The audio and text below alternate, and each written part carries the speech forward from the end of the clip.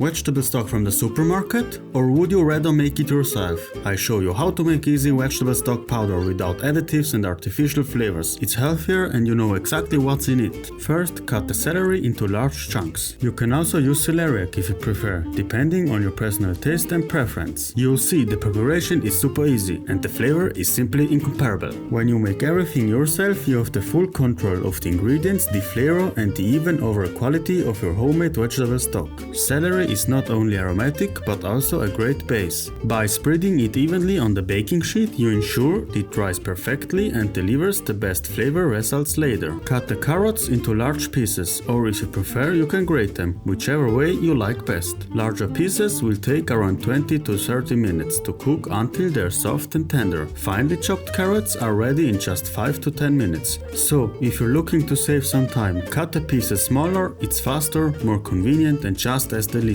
Spread these generously over the baking sheet as well.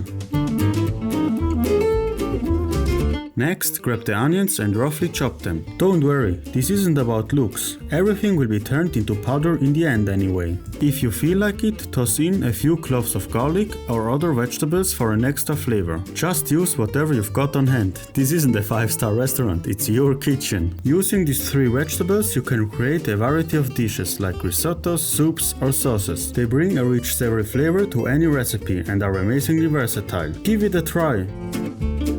Bake the vegetables in a fan oven at 80 degrees Celsius or 170 degrees Fahrenheit for 6 to 8 hours until they are completely dried. After 3-4 hours, flip the vegetables to ensure even drying. Keep the oven door slightly open, using something like a wine cork to allow moisture to escape and achieve the perfect result. This is what the vegetables look like after drying: crispy, dry and full of flavor. Have you ever made your own vegetable broth powder? Let me know in the comments.